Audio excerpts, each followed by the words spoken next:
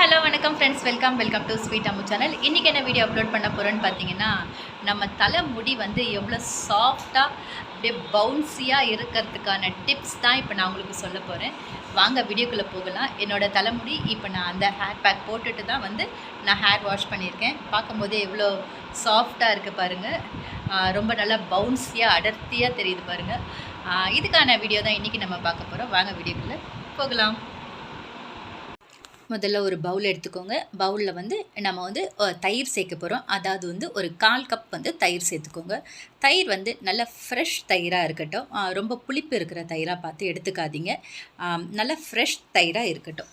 இது கூட நம்ம வந்து கோகோனட் ஆயில், அதாவது தேங்காய் எண்ணெய் வந்து ஒரு 2 ஸ்பூன் தேங்காய் எண்ணெய் சேர்த்துக்கிறேன். தேங்காய் எண்ணெய் சேர்த்துக்கோங்க. இது கூட ஆலிவேரா ஜெல், அதாவது நம்ம வீட்டில் வளர்க்குற ஆலிவேரா ஜெல்லாக இருந்தால், ஃப்ரெஷ் ஆலிவேரா ஜெல்லாக இருந்தால் ரொம்பவே நல்லாயிருக்கும். நல்லா கெட்டியாக இருக்குது பாருங்கள். ஃப்ரெஷ்ஷாக இருந்தாலும் பரவாயில்ல, இல்லை நீங்கள் கடையில் வாங்கி போட்டாலும் பரவாயில்ல. ஃப்ரெஷ்ஷாக இருந்தால் கொஞ்சம் ரிசல்ட் வந்து நல்லாயிருக்கும். அதுக்காக தான் அதையும் சேர்த்துக்கோங்க. இது கூட விட்டமின் இ கேப்சியூல் வந்து நான் ஒன்று சேர்த்துக்கிறேன். விட்டமின் இ கேப்சியூல் அதையும் உடச்சி ஊற்றிக்கோங்க. இதை வந்து நல்லா ஸ்பூனில் வந்து மிக்ஸ் பண்ணிக்கோங்க. மிக்ஸ் பண்ணிட்டா அது வந்து ஸ்பூனில் மிக்ஸ் பண்ணால் சரிப்பட்டு வராது. அதனால் ஜாரில் போட்டு நீங்கள் எடுத்துக்கோங்க. ஜாரில் போட்டு ஃபைனாக அரைச்சி எடுத்துக்கிட்டிங்கன்னா இந்த மாதிரி நல்லா லிக்விடாக இருக்கும். இந்த மாதிரி நல்லா லிக்விடாக இருக்கும். நம்ம தலையில் அப்ளை பண்ணுறதுக்கும் வந்து நல்லா சுலபமாக இருக்கும்.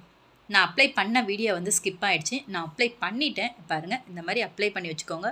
ஒரு காட்டன் எடுத்துக்கோங்க. காட்டனில் டிப் பண்ணி லேயரெல்லாம் பிரித்து நீங்கள் இந்த மாதிரி அப்ளை பண்ணிவிட்டு இந்த மாதிரி ஒரு பன் கொண்ட மாதிரி போட்டு வச்சுக்கோங்க. ரொம்ப நேரம் ஊறணும்னு அவசியம் இல்லை. ஒரு 20 நிமிஷம் ஊறினா போதும், இல்லைன்னா ஒரு அரை மணி நேரம் ஊறினா போதும். இப்போ நான் வாஷ் பண்ணி காட்டுறேன் பாருங்கள். அரை மணி நேரம் ஆயிடுச்சு. நான் வாஷ் பண்ணிட்டு வந்துட்டேன். இந்த பாருங்கள் அழகாக எவ்வளோ சாஃப்டாக இருக்குது பாருங்கள். ரொம்பவே நல்லாவே சாஃப்டாக இருக்குது. நல்ல ரிசல்ட் கொடுத்துருக்கு. தொட்டு பார்க்கவே ரொம்ப வந்து நானே வந்து சூப்பராக ஃபீல் பண்ணேன். நல்லாவே ரிசல்ட் கொடுத்துருக்கு. ரொம்ப நல்லா பவுன்ஸியாக இருக்குது, அடர்த்தியாக தெரியுது.